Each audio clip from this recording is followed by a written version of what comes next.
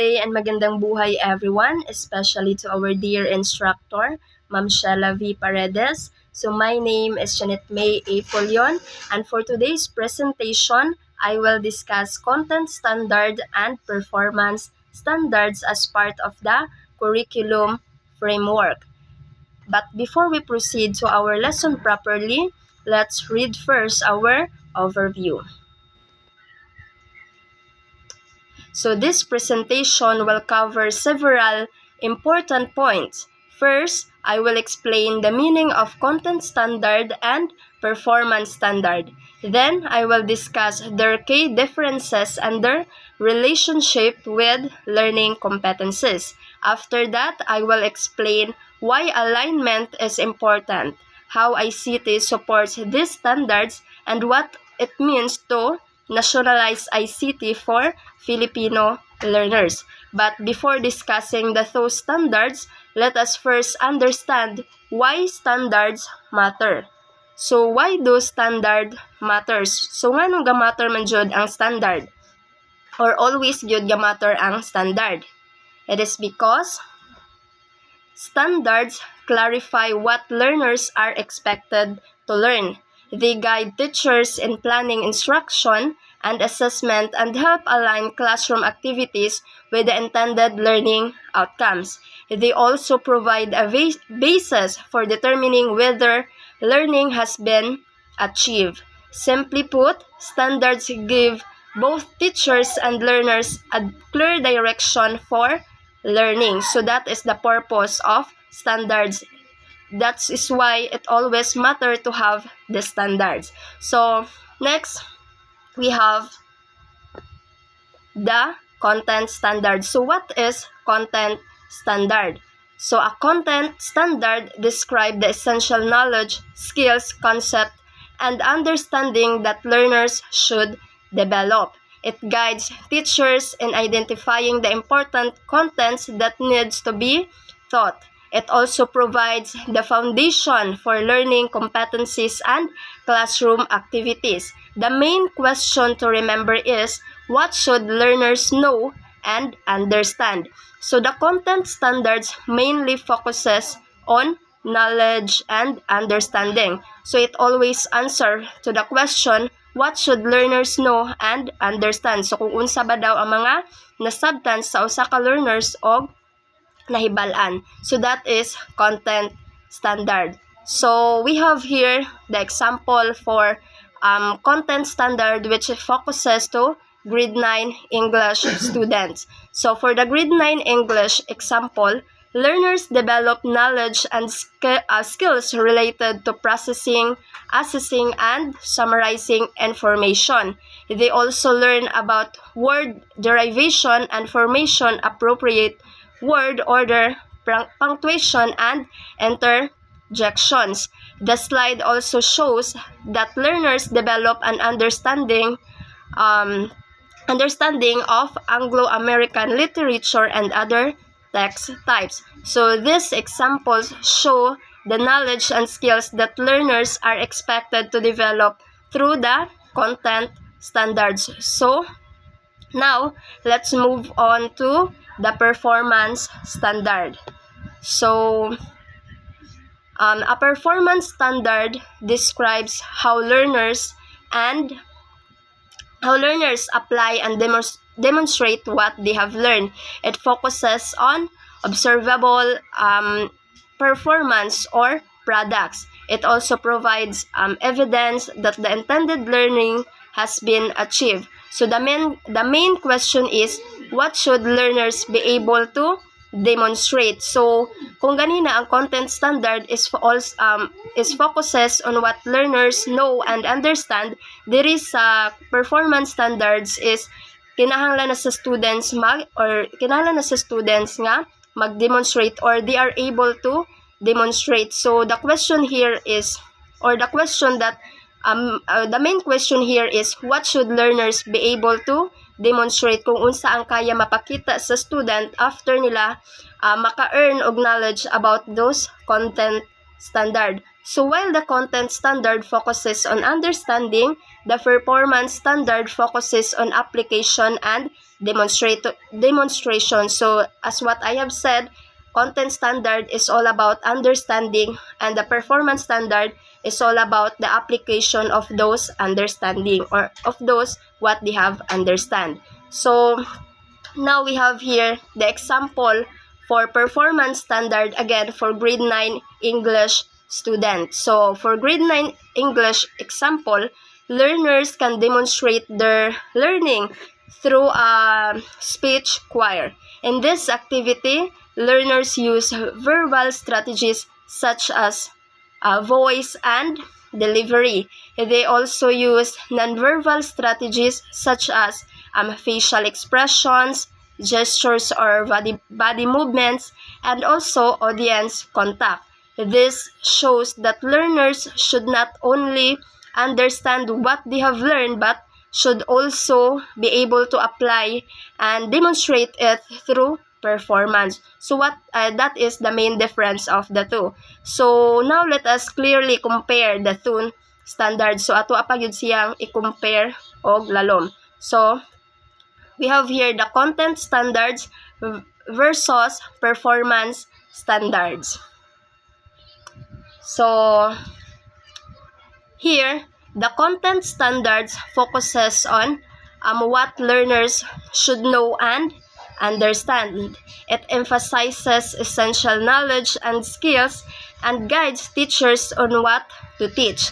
On the other hand, the performance standards focuses on what learners should demonstrate and apply. It emphasizes expected performance or products and guide teachers on what learners demonstrate or what learners should demonstrate.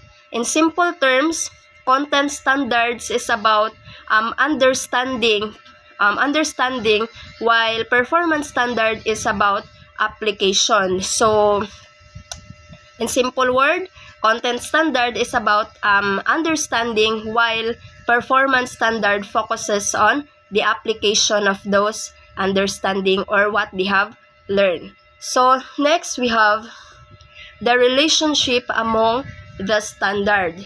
So if there is a difference, there is also a relationship among the two standards. So the content standard and performance standards are connected through learning competencies. The content standards provide the knowledge and skills learners need. The learning competencies then identify specific learning targets. Finally, the performance standard allows learner to apply and demonstrate what they have learned. Therefore, learning should move from understanding to applying and then to demonstrating. Again, learning should move from understanding to applying and then to demonstrating. So this connection helps make the learning process organized and meaningful. So that is the relationship among the two standards. So why alignment matters? So anong kinahanglan man nga mag-align ang duha? So alignment is important because all parts of instruction should support the same learning goal. So kinahanglan man gyud og alignment for the achievable goal gani. So activities should help learners achieve the learning competencies. Assessment should measure the knowledge and skill that were taught. The final task should also provide evidence that the performance standard has been achieved. When using ICT also, teachers should choose technology because it supports the learning goal, not simply because the technology is available. So when applying those standard, one of the most usable is the ICT or the support of technology. It is because it is the rampant for today's generation, which is gamit gyud kaayo siya for education and also mas dali pud siya to applying those standard. So next we have the using ICT to support the standards. So here, we have the 4 content standard and 4 content or 4 performance standards. So first, ICT can support both the content standards and the performance standard. So first, for the content standards, teachers can use digital presentation, videos, and multimedia examples, digital reading resources, and online or interactive practice. So gamit jud kaayo siya. So these tools can help learners understand and develop the required knowledge and skills. For the performance standards naman, teachers can use digital recording, collaborative documents, digital rubrics, and presentation and feedback tools. So these tools allow learners to present, demonstrate, and improve their work. So grabe jud ay og impact ang ICT or ang use of technology when it comes to achieve those standards.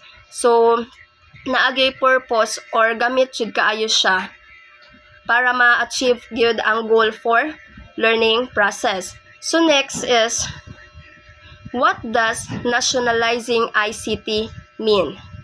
So use technology in ways that fit the Philippines curriculum and Filipino learners. So nationalizing ICT means connecting digital activities with Philippine culture and experiences.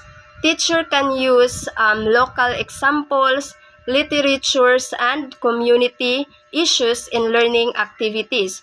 So they should also consider the devices, connectivity, and learning context available to students. Therefore, technology should be used in ways that fit the Philippines curriculum and the realities of Filipino learners. So dili lang kay nagamit-gamit ta og technology which is dili man siya gamit para sa mga bata or dili man siya gamit para makatuon ang mga bata. So what's the point nga magamit sa mga technology? So the goal is to make ICT relevant and meaningful to the learners on context. So now we have the teacher's role in ICT integration. So teachers play an important role in effective ICT integration. Kay tungod kay teacher man magikan tanan ang pagdisiplina and also ang paghatag og knowledge on how to use ICT or technology in a proper way. So first, this should start with the curriculum standard and learning competency. Second, they should choose an ICT tool that directly support the learning goal. And also, they should also provide clear instructions and appropriate digital resources. And teachers need to guide learners in responsible and ethical technology use. Most importantly, teachers should assess the learning itself and not simply the use of technology. So, dili lang kay si teacher ang naay role. Also, si students also have a role or naapoy role ang students. Dili lang kay si teacher ang maghatag og pagdisiplina, mga ethical consideration sa paggamit sa technology, but also si student is naapod siya role. So student also have an important role in ICT integration. They should collaborate and communicate responsibly. They should create and present meaningful outputs using ICT. They should also review feedback and use it to improve their performance. And most importantly, students should use ICT ethically, responsibly, and appropriately. So, to summarize our topic for today, the content standard focuses on what learners should know and understand. And also, the performance standard focuses on what learners should demonstrate and apply. So, learning competencies connect this through by identifying specific learning targets. So, ICT can support both learning and performance, but it should also be connected to the learner's context or sa ilahang society. Therefore, effective learning brings together content, performance, and ICT with context. So in conclusion, effective ICT integration is not about using more technology. It is about using the right technology to help learners understand, apply, and demonstrate learning. So when these elements are properly aligned, technology becomes a meaningful tool for learning. The overall process can be remembered as content, competency, performance, and meaningful learning. So that's all for my report. So here's the references where I get the information input in this PPT. And that concludes my presentation on content standard and performance standards and the meaningful use of ICT for Filipino learners. So that's all for my report. Thank you for listening.